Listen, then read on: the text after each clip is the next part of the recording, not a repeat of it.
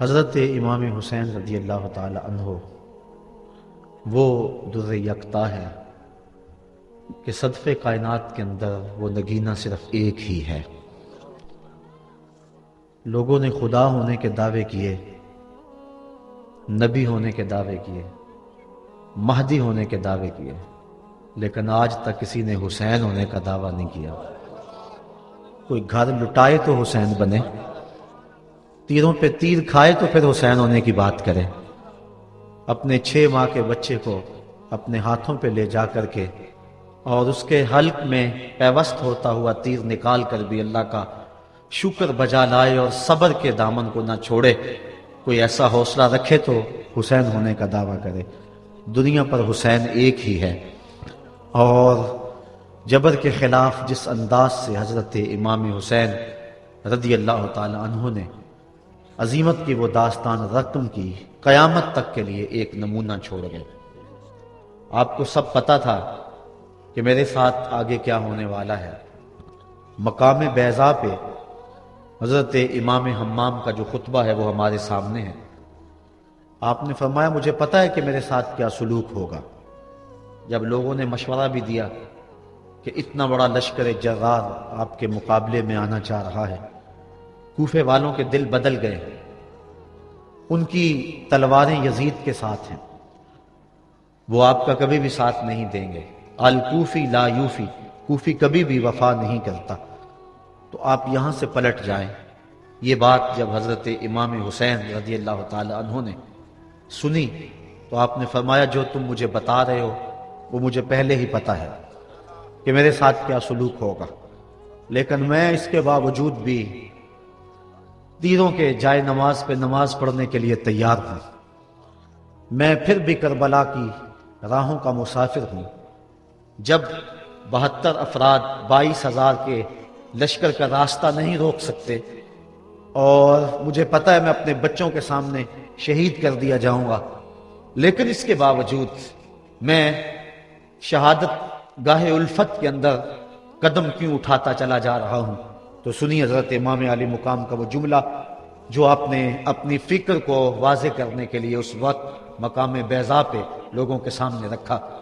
فرمایا میں سب کچھ جانتا ہوں، لیکن اس کے باوجود میں آگے بڑھ رہا ہوں، اس لیے کہ وَلَكُمْ فِيَّ أُسْوَةٌ، تاکہ قیامت تک باطل کے ساتھ ٹکرانے کی زمانے کے پاس کوئی مثال تو موجود ہو، قیامت تک جبر کے خلاف کھڑے ہونے کا کوئی نمونہ تو لوگوں کے پاس ہو۔ وَلَكُمْ فِيَّ أُسْوَةٌ، میں نمونہ بننا چاہتا ہوں، اور قیامت تک جبر کے خلاف جو لوگ میدان عمل میں آئیں گے تو وہ اپنی قلت و کثرت کو دیکھ کر پیچھے قدم نہیں ہٹائیں گے، ان کے سامنے میرا نمونہ ہوگا اور میری زندگی ہوگی، اور وہ جبر کے سینے کو چیرتے ہوئے آگے بڑھتے چلے جائیں گے۔ جب برطانوی سامراج کے خلاف بر صغیر پاک و ہند کے لوگوں نے علم بغاوت بلند کیا تو قائد اعظم کے پرچم میں اور ان کی صدائے دل نواز کی لے میں مسلمان تو بڑھتے چلے جا رہے تھے۔ پاکستان کا مطلب کیا؟ لا الہ الا اللہ کے نغمے تو ان کے لبوں پر تھے ہی، لیکن مہاتما گاندھی نے اپنی قوم کو جمع کر کے کہا کہ تم کہو گے کہ یہ دانش مندی نہیں ہے کہ اتنے بڑے سامراج سے ٹکر لینا، جس کی سلطنت میں سورج طلوع بھی ہوتا ہے اور غروب بھی ہوتا ہے، تو یہ کہیں کی دانش مندی نہیں ہے، یہ پتھر سے ٹکر مارنے والی بات ہے اور یہ دیوار سے سر پھوڑنے والی کہانی ہے۔ لیکن اس کے باوجود میں برطانوی سامراج کو للکارنے کے لیے نکلا ہوں اور تم میرے ساتھ ہم نوا بن جاؤ۔ میں اس کے باوجود کہ طاقت نہیں رکھتا اور اتنی بڑی حکومت اور اتنی بڑی طاقت کے ساتھ ٹکرانا منطقی لحاظ سے کوئی لوگ سمجھتے ہیں دانش مندی نہیں، لیکن کہا میرے سامنے حسین ابن علی کا کردار موجود ہے۔ جبر کے خلاف قیامت تک جتنے بھی لوگ برسر میدان آتے رہیں گے سب کا قائد حسین ابن علی ہوگا۔ وہ قافلے حریت کے جہاں بھی میدان عمل میں ہوں گے ان کے ہاتھ میں پرچم حسینی پرچم ہوگا۔ آج دنیا کے اوپر جہاں بھی جبر کے خلاف جنگ لگی ہوئی ہے اور لوگ میدان عمل میں ہیں، گلی گلی کربلا بپا ہے، اور جہاں بھی قافلے میدان عمل میں نکلے ہیں، وہ کابل میں ہو یا کندھار میں وہ قلعہ جنگی میں ہو دشت لیلہ میں، وہ تورا بورا میں ہو یا موصل میں، بغداد میں ہو یا القدس میں، کشمیر میں ہو یا آذربائیجان میں، وہ غزہ کی پٹی میں ہو یا کسی اور مقام پر، حریت کے جتنے بھی قافلے میدان عمل میں ہیں سب حرارت خون حسین سے لے رہے ہیں، سب وہاں سے توانائی حاصل کر رہے ہیں۔ اور اقبال کہتا ہے سرخ رو عشق غیور از خون او، شوخی ای مصرع از مضمون او، تا قیامت قطع استبداد کرد، موج خون او چمن ایجاد کرد۔ اقبال کہتا ہے کہ عشق غیور کے چہرے پہ جو سرخی ہے اور عشق غیور کے چہرے پہ جو بانکپن ہے، عشق غیور کے چہرے پہ جو اجالا ہے اور یہ جو سرخی پھیلی ہوئی ہے، یہ حسین ابن علی کے خون کا صدقہ ہے۔ ذرا اس جملے پہ غور کیجئے، سرخ رو عشق غیور از خون او، حضرت امام حمام کے خون سے عشق غیور کے چہرے پہ بانکپن ہے۔ شوخی ای مصرع از مضمون او، اس مصرے کی جو شوخی ہے اقبال کہتا ہے کہ وہ بھی حضرت امام حمام کے خون کی وجہ سے ہے۔ تا قیامت قطع استبداد کرد، موج خون او چمن ایجاد کرد، قیامت تک کے لیے جبر کا راستہ روک دیا، قیامت تک شہادتوں کے پھول لہلہاتے رہیں گے اور اس قبیلے کے لوگ راہ خدا کے اندر اپنی جان پیش کرتے رہیں گے۔ علی اصغر کی سنت بھی جاری رہے گی۔ غزہ کی پٹی میں اس وقت جو دکھ پھیلا ہوا ہے آپ اس سے پوری طرح آگاہ ہیں کہ ابھی پرسوں کی کہانی ہے، آپ نے اخبارات کے اندر پڑھا کہ 72 بچوں کو جو ہے وہ بمباری کے ذریعے شہید کر دیا گیا۔ تو 72 بچے ان 72 کی جان نثاری کی کہانی کو دہرا رہے ہیں اور آج ہر جگہ وہ کہانی دوبارہ رقم کی جا رہی ہے۔ حسین ابن علی نے جس چیز کی طرح ڈالی تھی، جس کی بنیاد ڈالی تھی اور جس راستے کے مسافر ہوئے تھے، وہ سفر جاری ہے اور قیامت تک جاری رہے گا تا کہ حضرت امام مہدی جلوہ فراز ہوں گے اور آپ جلوہ فراز ہو کر کے پھر جبر کے خلاف آخری مارکہ لڑیں گے اور ظلم ہمیشہ کے لیے نیست و نابود ہو جائے گا اور اسلام کا پرچم سر بلند اور سرفراز ہو جائے گا۔ تو قیامت تک حضرت امام حسین رضی اللہ تعالیٰ عنہ نے اپنی سنت کو بطور نمونہ چھوڑا اور فرمایا وَلَكُمْ فِيَّا أُسْوَةٌ، میں اس لیے خود کربلا کے ریگزار کے اندر ایک انوکھی داستان رقم کرنے جا رہا ہوں تاکہ قیامت تک لوگوں کے لیے میری زندگی ایک نمونے کے طور پہ موجود رہیں اور جبر کے خلاف لوگ ٹکرانے کا حوصلہ رکھیں۔ حضرت امام حسین رضی اللہ تعالی عنہ نے کربلا کی اس دوپہر کے اندر جو عظیمت کی داستان رقم کی اور جس طرح جبر کے سامنے پوری قوت سے سینہ تان کے کھڑے ہو گئے، 22,000 افراد کے سامنے تنہا شخص کا ڈٹ جانا یہ کوئی تماشا نہیں ہے۔ 72 افراد کے زخم کلیجے پہ موجود ہیں اور اپنے بھائیوں، بیٹوں، بھتیجوں اور بھانجوں کے لاشیں اٹھا کے آپ خیموں تک لا چکے ہیں۔ آپ کے ہاتھوں کے اندر علی اصغر دم توڑ چکے ہیں اور جوان علی اکبر آپ اس کو اٹھا کے خیمے تک لا آئے ہیں۔ راوی بیان کرتا ہے کہ میں اس وقت موجود تھا۔ وہ ابن راشد لکھتا ہے کہ جب حضرت امام علی مقام رضی اللہ تعالیٰ عنہ کو ایک نوجوان نے پکارا اور کہا کہ مجھے تھامیے اور مجھے پیاس شدت سے تڑپا رہی ہے، تو آپ جب دوڑتے آئے اور گرد و غبار میں ایک جوان کو آپ نے اٹھایا اور اپنے سینے سے اس کے سینے کو جوڑا، تو کہتے جب خیموں کی طرف امام جا رہے تھے، کہتا میں نے اپنی آنکھوں سے دیکھا کہ اس جوان کے جو پاؤں ہیں وہ کربلا کی ریت کے اندر گھسیٹتے جا رہے تھے اور مقتل سے لے کر خیموں تک ایک لکیر بنتی چلی جا رہی تھی، لیکن میں نے حسین ابن علی کے انداز کے اندر جو ہے وہ تم تراک دیکھا اور وہ بھانکپن دیکھا کہ اس موقع کے اوپر بڑے بڑے بھی دم توڑ جائیں۔ تو میں نے کسی سے پوچھا کہ یہ نوجوان جس کو سینے سے اٹھا کر کے خیموں کی طرف لے جا رہے ہیں یہ نوجوان کون ہے؟ تو مجھے کہنے والے میں نے بتایا کہ یہ حسین ابن علی کا بھتیجا قاسم بن حسن بن علی بن ابو طالب ہے۔ تو اتنی جرأت اور اتنی پامردی کے ساتھ 71 لاشیں لائن کے اندر پڑے ہیں۔ گھر میں ایک میت ہو جائے سارا شہر سنبھالا دینے والا ہوتا ہے، پھر بھی دکھ نہیں تھمتا۔ کہتے ہیں چھوڑ دو، اس کا کلیجہ کٹ گیا ہے، اس کا جوان رخصت ہو گیا ہے، اس کے سینے کا چین لٹ گیا ہے، سلام کرو حسین ابن علی کو۔ 71 لاشیں لائنوں میں لگے ہوئے ہیں بے گورو کفن لاشیں پڑے ہوئے ہیں، اور ادھر خیمے کے اندر پردہ داروں کے پردے کا بھی لحاظ ہے، لیکن پھر جب گھوڑے کی زین کو کس کے میدان کربلا میں نبی کا نواسا نکلا، جب 3 دن کا پیاسا کربلا کے ریگزار کے اندر، میدان کربلا کے اندر ذوالفقار تلوار لہراتا ہوا آیا، شبیہ رسول کریم کی تصویر جب میدان کربلا میں حضرت امام حسین تلوار کو لہراتے ہوئے آئے تو آواز آ رہی تھی، یہ کون ذی وقار ہے، یہ کون شاہ سوار ہے، لباس ہے پھٹا ہوا، لخت لخت کٹا ہوا، تمام جسم نازنی چھدا ہوا کٹا ہوا، پھر بھی ہے ڈٹا ہوا، یہ نبی کا نور عین ہے، یہ بال یقین حسین ہے۔ حضرت امام حسین رضی اللہ تعالیٰ عنہ نے کس انداز کے ساتھ جبر کے خلاف پوری قوت سے کھڑے ہو کر کے دنیا کے سامنے اپنا اسوہ رقم کیا، اور گھوڑے کی زین سے جب فرش زمین کی طرف آئے۔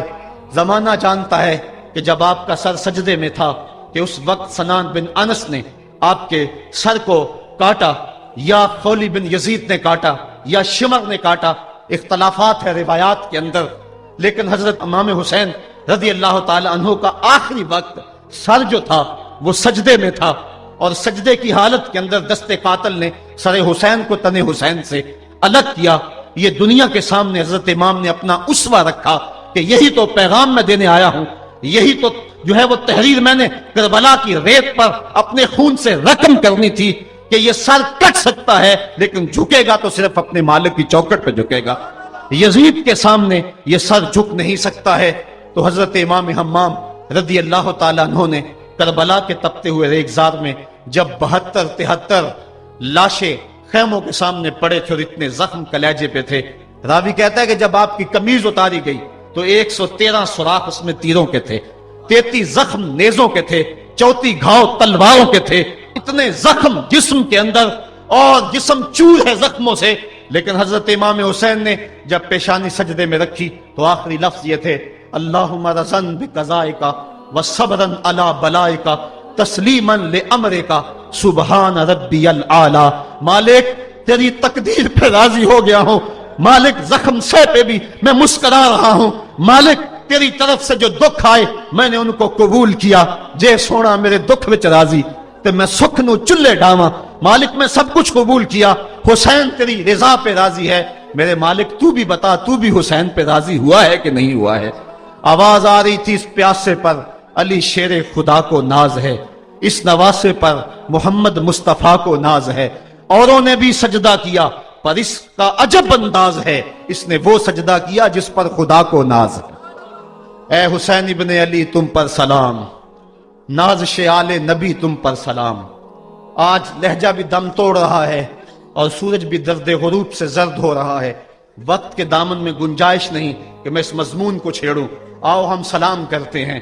یہ سورج سامنے چمک رہا ہے، میں یہاں بیٹھا سوچ رہا تھا کہ ہم نے تو نہیں دیکھا، اے سورج دوپہر کا وہ منظر تم نے تو دیکھا تھا جب کربلا میں حسین کا سر کٹا تھا، جب گھر لٹا تھا، جب خیموں کو آگ لگی تھی، جب سکینہ رو رہی تھی، اور جب گھوڑا خالی پلٹا تھا اور سکینہ پوچھتی تھی گھوڑے تو خالی آ گیا ہے، حسین کہاں چھوڑ آیا ہے۔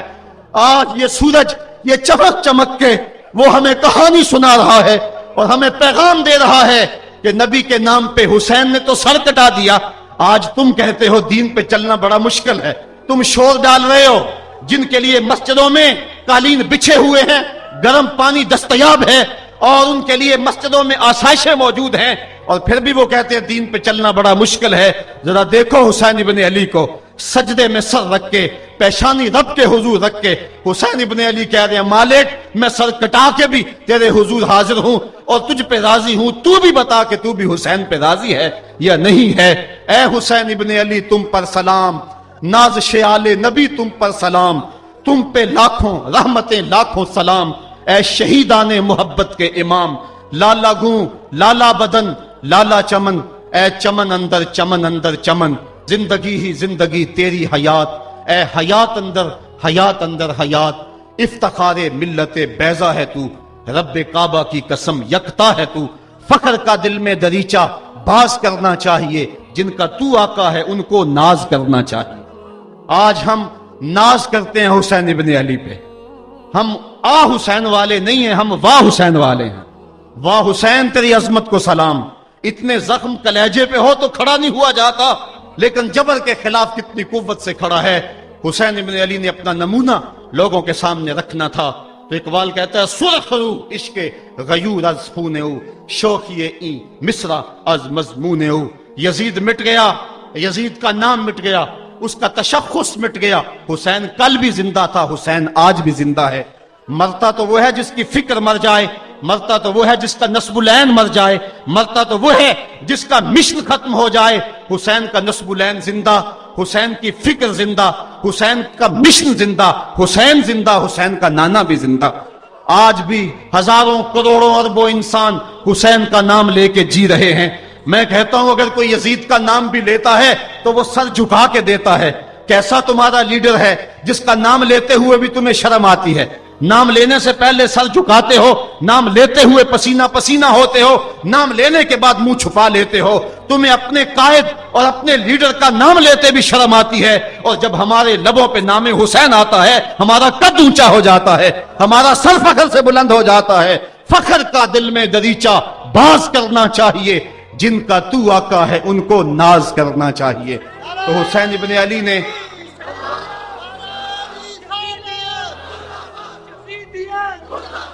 کسی نے کہا تھا کہ یہ دو شہزادوں کی جنگ تھی، تو کسی نے بڑا خوبصورت جواب دیا۔ اس نے کہا کربلا جنگ تھی اگر دو شہزادوں کی، قلم میں زور ہے تو لکھو حسین ہار گئے، لہجے میں تنتنا ہے تو لکھو حسین ہار گئے، انداز میں زور ہے تو کہو حسین ہار گئے۔ زمانہ کل بھی کہتا تھا، زمانہ آج بھی کہتا ہے، حسین کل بھی جیتا تھا، حسین آج بھی جیتا ہے۔ جب حضرت امام حسین رضی اللہ تعالیٰ عنہ کا سر انور کاٹ لیا گیا اور خولی بن یزید نے نیزے کی نوک پہ اس کو رکھا، ویسے رخ سر کا زمین کی طرف سے تھا، کسی نے کیا خوب کہا، باں کے سر نیزے پہ اور سوئے زمین ہے روح، یعنی سجدہ ثانی کی ہے آرزو۔ رکعت کے دو سجدے ہوتے ہیں، ایک سجدہ ہوا تھا کہ سر انور جدا کر لیا گیا، جب نیزے کی نوک پہ تھا سر تو رخ زمین کی طرف سے تھا۔ شاعر کہتا ذرا غور سے دیکھو سر حسین کیا کہہ رہا ہے، سر حسین کی پیشانی زمین کی طرف ہے، پیشانی میں دوسرے سجدے کی آرزو مچل رہی ہے۔ تو جب امام حسین کا سر خولی نے نیزے کی نوک پہ چڑھایا، اس نے تو یہ کہنا چاہا تھا کہ ہم فتح یاب ہوئے اور دیکھو ہم نے سر کاٹ لیا۔ کسی نے کہا ذرا غور سے دیکھو یہ تو سر کٹ کے بھی سر بلند ہے، یہ سر کٹ گیا پھر بھی سر بلندی نہیں گئی ہے، اس کا بانکپن پھر بھی نہیں گیا ہے۔ حسین کا سر کل بھی اونچا تھا، حسین کا سر آج بھی اونچا ہے، اس کا نام زندہ، اس کا پیغام زندہ، اس کی فکر زندہ۔ حضرت امام زین العابدین یہ کربلا کے وہ شخص ہیں جنہوں نے سارا منظر اپنی آنکھوں سے دیکھا تھا۔ اتنے دکھ کسی کو نہیں پہنچے جتنے زینب اور زین العابدین کو پہنچے ہیں۔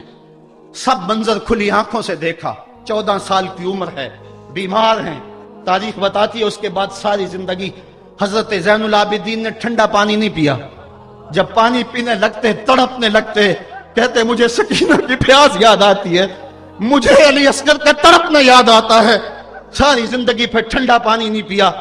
حضرت امام زین العابدین نے یہ سارا منظر کھلی آنکھوں کے ساتھ دیکھا تھا، اور پھر آپ نے دمشق کے بازاروں میں بھی اور کوفے کی گلیوں کے اندر بھی سروں کا یہ قافلہ اپنی قیادت کے اندر جو ہے وہ گزارا تھا۔ جب یزید کے دربار کے اندر حضرت امام زین العابدین پہنچے تو یزید نے پہلے تو جو ہے وہ دکھ کا اظہار کیا۔ بعض لوگ یہاں سے یزید کی بریت کا اعلان کرتے ہیں۔ یہاں کسی نے بڑی خوبصورت بات کہی کہ قاتل کی پشیمانی مقتول کی اہمیت کو تو بڑھا سکتی ہے لیکن اس کے دامن سے قتل کے داغ کو نہیں دھو سکتی۔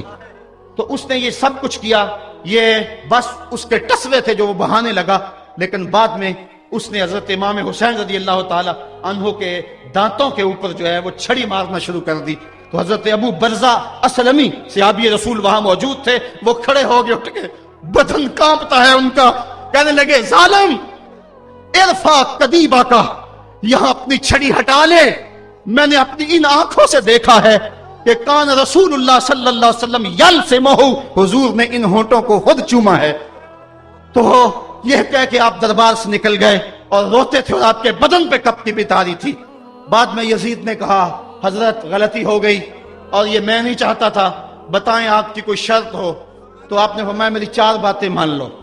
ان 4 باتوں میں ایک بات یہ تھی کہ سر حسین اور سر شہیداں ہمارے سپرد کر دو تاکہ ہم کربلا جا کے ان کی تدفین کر سکیں. دوسری یہ تھا کہ ہمیں مدینہ حفاظت سے پہنچا دو. تیسری شرط یہ تھی کہ مجھے جو ہے وہ جمعے کا خطبہ دینے کی اجازت دو آج دمشق جامع مسجد کے اندر. چوتھی بات آپ نے یہ فرمائی کہ قاتلان حسین جو ہے وہ میرے سپرد کرو. اس نے کہا ہاں کون ہے قاتل حسین کا؟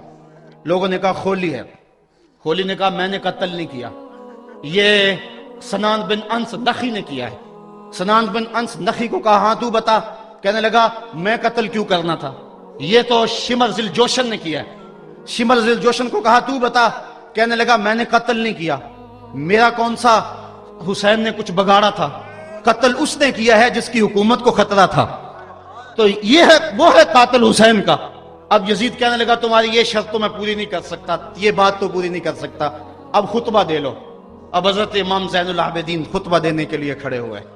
خطابت تو اس گھر کی لونڈی ہے، جب یہ بولتے ہیں تو حکمت کے موتی دولتے ہیں. جو ہی امام زین العابدین کھڑے ہوئے، 14 سال عمر ہے اور دمشق کی جامع مسجد ہے. یزید بھی بیٹھا تھا، ایان سلطنت بھی تھے، عوام کا بھی ہجوم تھا. جب آپ نے خطبہ شروع کیا لوگ زار و قطار رونے لگے، اور آپ نے اہل بیت کے مناقب جب لوگوں کے سامنے رکھے تو یزید گھبرا گیا کہ کہیں لوگ میرے گریبان تک نہ پہنچے. اس نے مؤذن کو اشارہ کیا جلدی جلدی اذان پڑھو.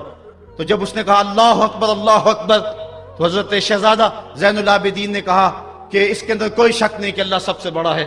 جب شہادتین کا کہا اشہد ان لا الہ الا اللہ، حضرت امام زین العابدین نے اس کے جواب کے اندر کہا ہاں ہاں اللہ کے علاوہ کوئی معبود نہیں ہے، اس کی گواہی ہم نے خون سے دی ہے، ہم نے اپنے لہو سے دی ہے اس کی گواہی. اور پھر اس کے بعد جب اشہد ان محمد رسول اللہ پہ لفظ آئے تو حضرت امام زین العابدین نے کہا یزید دیکھ اب اذان کے اندر تیرے نانے کا نام ہے یا میرے نانے کا نام ہے؟